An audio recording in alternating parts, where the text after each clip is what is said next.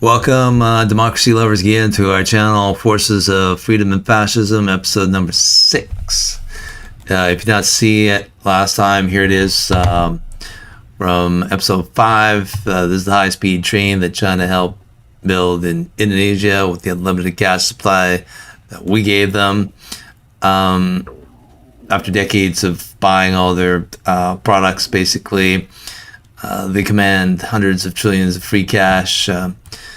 America, unfortunately, has debt, probably a lot of it. But anyway, here's the, take a look at the train that they built here, might as well. Yeah, so let me get the high-profile infrastructure projects in Indonesia. The trains can reach a maximum speed of 350 kilometers per hour. So 350 kilometers per hour, that's 220 miles per hour. And so the trip between Jakarta and Bandung takes 40 minutes instead of 3 hours. So yeah, that's pretty good. Meanwhile, or on this side of the earth, so yeah, as China's putting up high-speed railways for other countries, we have trouble keeping our super low-speed trains on track. Apparently there are 1,700 derailments per year. Instead of spending taxpayers' dollars on American infrastructure, this administration throws hundreds of billions of dollars overseas. And I'll talk more about that in another episode. Before I get off track, see what I did there? Yeah. So probably some kind of an episode on Ukraine, or our policy of Russia sanctions versus China. We buy everything in sight. Maybe an episode kind of like that. So look up for that. And this channel, by the way, is catching matters and issues that even most news outlets are not even seeing.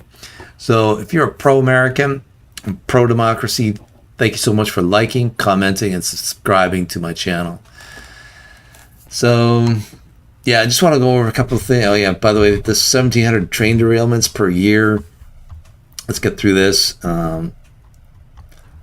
That's quite a few if you take it over, like, this is a 10-year period now, 30-year period. 1990 to 2021, there were 54,570 train derailments in the United States.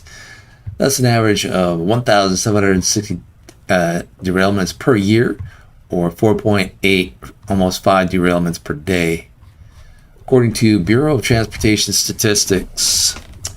Yeah. So yeah, this is something I just wanted to go over again and highlight, because there's fascism that is coming Indonesia's way. It's coming down the track.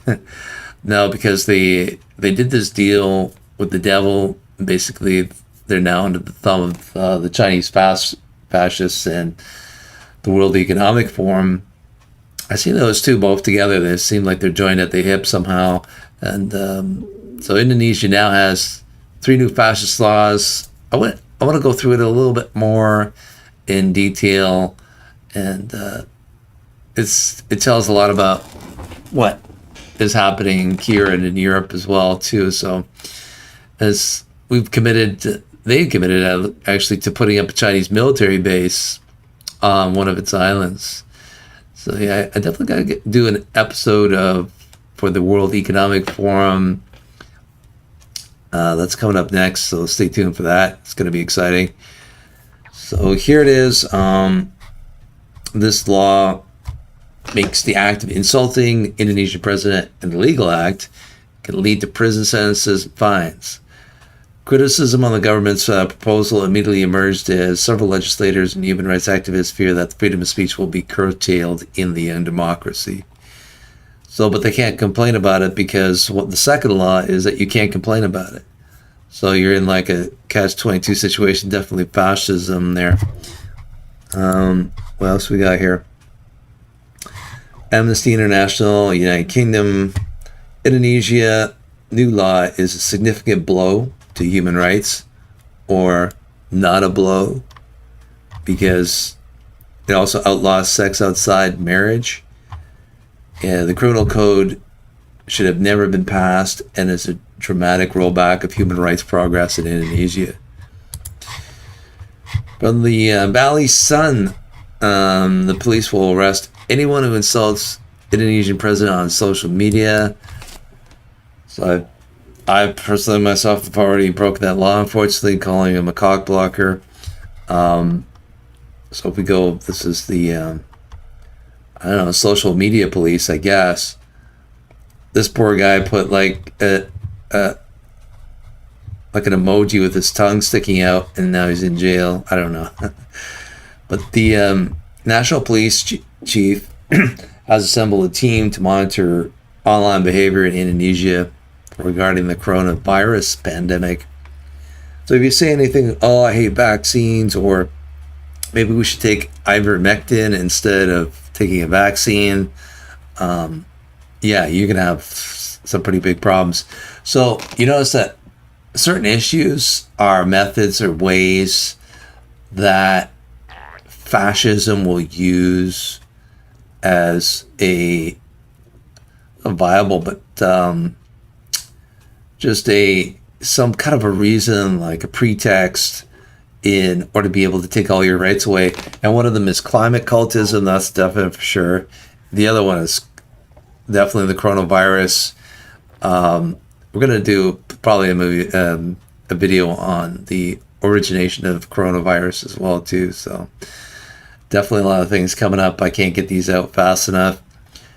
But yeah, climate cultism, coronavirus, LGBTQT, wokeism, I'd probably throw all that in there as ways and methods to curtail your freedom of speech, take away your rights and freedoms.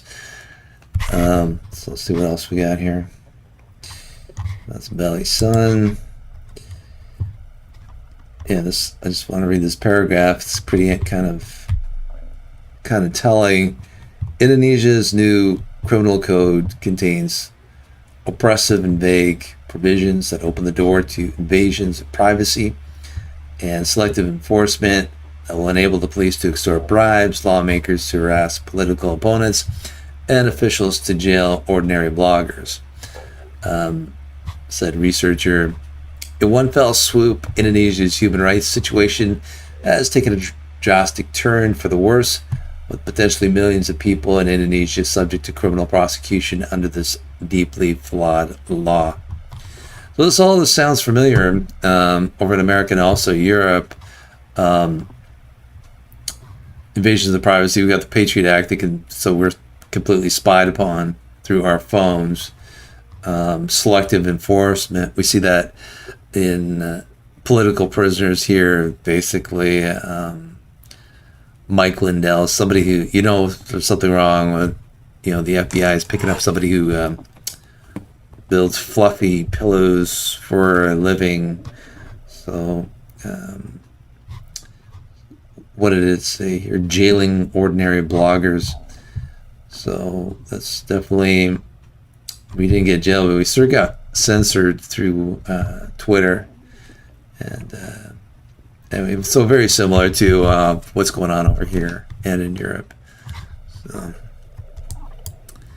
and that's too bad that we lost him actually as an ally. It was a pretty important place, Indonesia, pretty key place. And unfortunately, no U.S. official agreed to Jokowi's arrival in Washington, D.C. So he was not picked up at the airport. So in contrast, our current deep state administration fell asleep, forgot to pick up Indonesian President Jokowi at the airport when he came to America. I would have loved to have picked him up at the airport, but they didn't ask me. So yeah, there's that. We lost such an important key ally in that part of the world. I pray that this can be a fixable relationship with a better administration. There's so much I could say about the incompetence. Is it incompetence or was it done on purpose? So you wonder what they got for China bribing American politicians. Well, there it is. So do not interfere with China's becoming an ally with Indonesia. Maybe that would definitely be an untraceable benefit for the money they illegally received, the diamonds, or the items listed in the Bribery 101 document. from the previous episode. So if you want to comment on all the benefits China received from the administration's policies, please comment below. By the way, Hunter's art dealer, his art dealer, not his other dealer. So the art dealer is not cooperating as to who bought his crappy paintings.